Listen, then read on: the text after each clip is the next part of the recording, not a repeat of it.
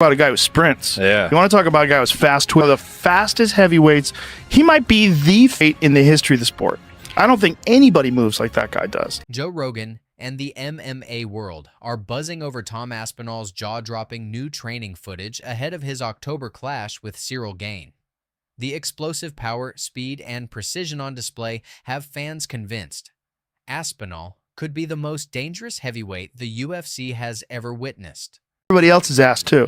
All the other heavyweights, ragdoll dudes way bigger than him. He's just a freak, and he is again the next the next advancement of the evolution of the sport. How so? Well, because he can do everything. That guy's got elite jiu-jitsu. He's got elite takedowns. His striking is outstanding.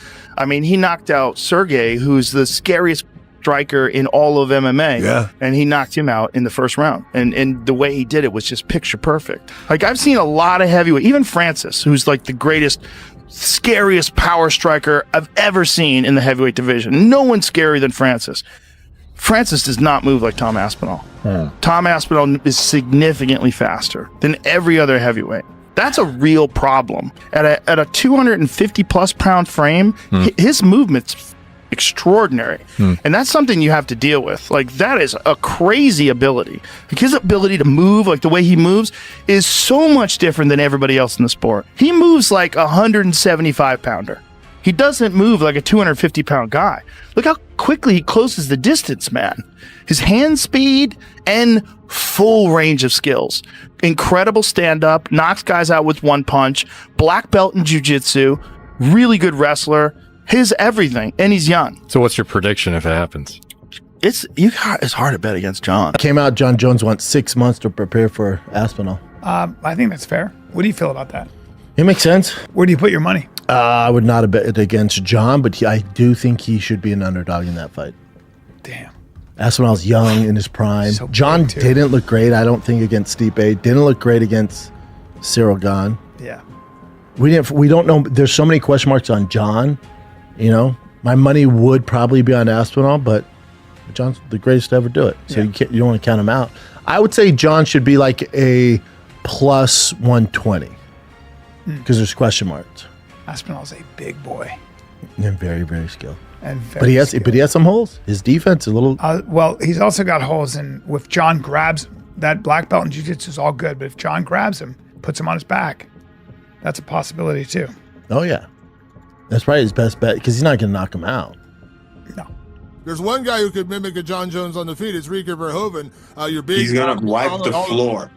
He's gonna wipe the floor with John Jones. You believe John Jones 100%. Doesn't have a chance versus Tom Aspinall. Mark my words. Tom Aspinall is a freaking monster. I love it. On his feet and on the ground. So, and I truly believe that John Jones has never faced somebody that is that good on his feet. On the ground, he's faced some guys that are pretty good. But on his feet, I think Tom is, he would even do good in the kickboxing ring. He would be a top competitor for to fight me as well. I think Tom smokes him. I do. And I think John is probably very conscious of that threat as well. I'm not saying he doesn't think he can win, but he understands that this will be a tough fight. But they're all tough fights. They're all supposed to be tough fights. Ever. Not even if you put a fucking gun to his head, gonna take that fight. Just look at the language Jones has been using from day one about Tom Aspinall. Why would I gamble my legacy on someone like him? John Jones, gamble. You win every fight, don't you? You're guaranteed to win every fight. You can beat anyone. Every fight, if you're the best fighting the best, is a bit of a gamble. But you're the heavyweight champion of the world. You're supposed to go on and do that. I've never ever known a champion who tells everyone how great they are and yet doesn't want to fight the best challenger. I tell a lie. Actually, I do remember one time, Tyson Fury, when he did not want to fight Alexander Usyk. Oh, he's not a big enough name. Oh, and he made all the excuses in the world. And guess what? Usyk beat him twice. And this is exactly why John Jones doesn't want to take that fight. Because he can see what the fuck is on the way. Jones spent the majority of his career as a heavyweight, boiling down to light heavyweight, beating guys who were actually middleweights, aside from one or two. And by the way, he scraped through those ones. When people were equal to him in size, that was where he actually struggled. Dominic fucking Reyes beat him, in my opinion, for Christ's sakes. And who the fuck is he? No offense. He's certainly not Tom Aspinall. In Tom Aspinall, John Jones, with his high fighting IQ, which I won't take away from him, he is a very smart fighter, and that's what the problem is here, is he's not able to delude himself into thinking, oh, I'll just beat him, right? He sees everything. And that's part of the reason why Jones has managed to win so many fights, is he sees everything and he analyzes and he comes up with good game plans. He's a smart fighter, but he can't do this with Tom Aspinall. He looks at him and goes, right, okay, he's faster. Fuck me, he's way faster. And he's bigger. That's not normal. And he hits way harder than anyone I've ever fought in my entire fucking life. And he's banging out heavyweights in the first round. Big, massive heavyweights. I've been fighting smaller guys the majority of my career, and he's out there blasting out heavyweights. Fuck. If I go in there, there's every chance I'm getting dropped in the first round and put away. It's not a conversation. So. Tom should be able to take him down if he chooses to. So if... Ciryl Gane isn't training in Dagestan for 2-3 months, years, days, weeks. Or whatever. Arkansas. Or Arkansas, brother. Yeah, he's just go down there with Brass. Mitchell, get up there with Brass. If he's not just solely working on his grappling, then he's a fool. Yeah. And by the way, Tom's probably got bigger power. Tom might just knock him out on his feet as well. And I'm not saying that Ciryl can't be a force and Ciryl can't compete and Ciryl can't surprise us all, because he can. And Tom knows that. That's why he'll train accordingly. But the grappling is a big question mark. Big question mark. And I think if we're talking about their styles too, I think the one thing that you can give Ciryl, other than maybe his unorthodox movement, the way he switches stances quite a bit, he kicks more.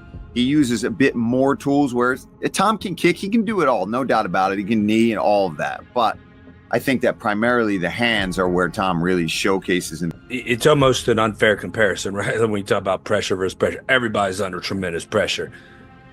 But I guess when you kind of look at it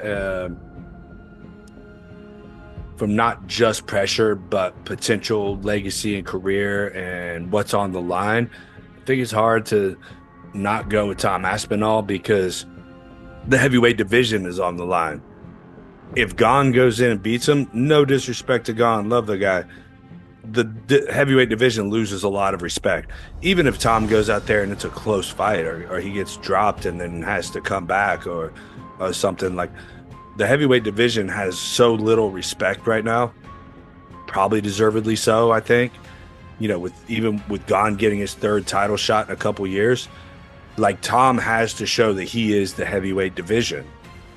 You know, he has to prove that to the world. Like, I am, you know, the heavyweight division's not just shit, but like, I'm so good that the heavyweight division is shit, right? This is kind of his thing that he has to go out there and prove to the world.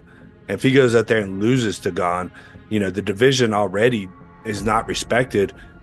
That brings Tom down significantly, I think, right? And of course, you know, the potential John Jones fight, which is whatever, who knows, right? Like, how he beats Gane, assuming he does, may play a factor too. Like, if it turns out to be a close fight, again, John's going to be on his phone with Twitter open watching this fight, like, just waiting for Tom to fuck up and get dropped, get leg kicked and limping a little bit, or, you know what I mean?